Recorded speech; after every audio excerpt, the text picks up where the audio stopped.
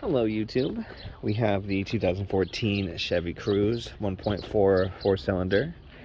We are going to be doing the coolant sensors or radiator sensors. We have a code that popped up that says it's gone bad.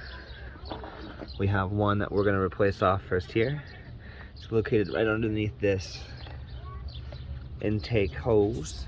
So what we're going to do is we're going to already unplug this, which requires you just to push this tab down and pull this red thing back, and then it should pop right off. And next we're going to do this little bolt here. That way we can try and get this off and out of the way. And then from there we're going to have our sensor that's located right here, and we're going to try and get inside of there and replace this. It calls for you to drain the radiator fluid on it, and we are going to see if it's possible to do it without draining the radiator fluid through it. There's two sensors on this car for the radiator sensors. Obviously there's the one on the engine part right here, and then there's usually one on the radiator. I'm not too sure. I've seen them, most of them right here. There should be one right down inside of here. If not, there's one on this side, on the driver's side, underneath the radiator. We're going to look around a little bit just to double check, and I'll verify with that one with you guys here and throughout the video. But again, we're going to take this thing off. I disconnected my battery cable just in case, negative end. And from there, we're going to get this all pulled apart so we can get to that first sensor and see if that's our trouble sensor.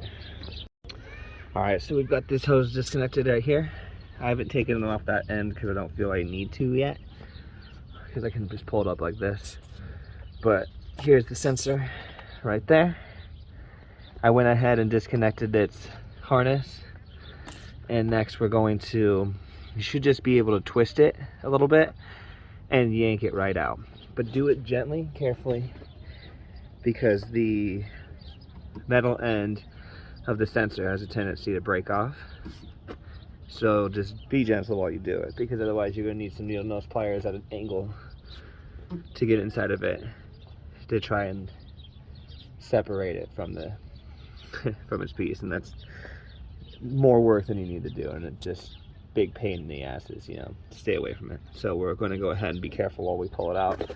Some fluid will come out. I don't know how much. Some might come out. A lot might come out. What we're going to definitely see. I've got the new piece ready. I'll show you guys that right now. And yeah, let's go ahead and get this pulled out. This is the new sensor. Just a little guy. We're gonna try not to touch the sensor. You know, I don't think we want to get any grease or dirt or anything on that before we stick it inside the new port. But that's what the new sensor looks like, and that's what we're gonna be replacing. So let's go ahead, get that going, see if we can get these codes to go away. And real quick before we get started, it's hard to get a good focus on there, but as you can see right there is a clip. You can get some needle nose pliers or just get a flathead screwdriver and kind of pry it up. Make sure you got a finger on it as you pull it up if you're using a screwdriver, so it doesn't fly off. But we're going to want to take that clip off, and that's what's holding our thing in place. So we're going to go ahead and get that removed before we take that off. Alright, so we went ahead and finished the job. When I pulled out the old one, the flow of coolant wasn't that bad. Like I did manage to lose a little bit, as you can tell, but it was not that bad. I thought it was going to be much worse. But I was able to yank that one right out and then replace it with the new one right away. Here is our old one. As you can tell, it's not as gold and definitely dirty. But we're going to go ahead and see if this fixes our problem, and then if not, we'll fix the other one, which I still believe is right over here. But again, we'll double check and make sure. But we're going to go ahead, turn the car on, drive it around, see if the temperature gauge starts working again. Alright, so now we're going to go ahead and do it on this side. This was a really easy fix.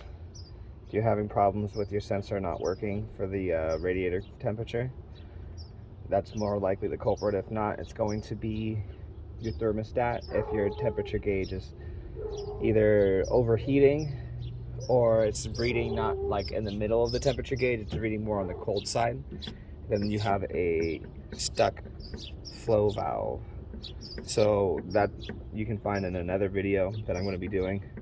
And yeah, thank you very much for following, and hit that subscribe button and watch for more.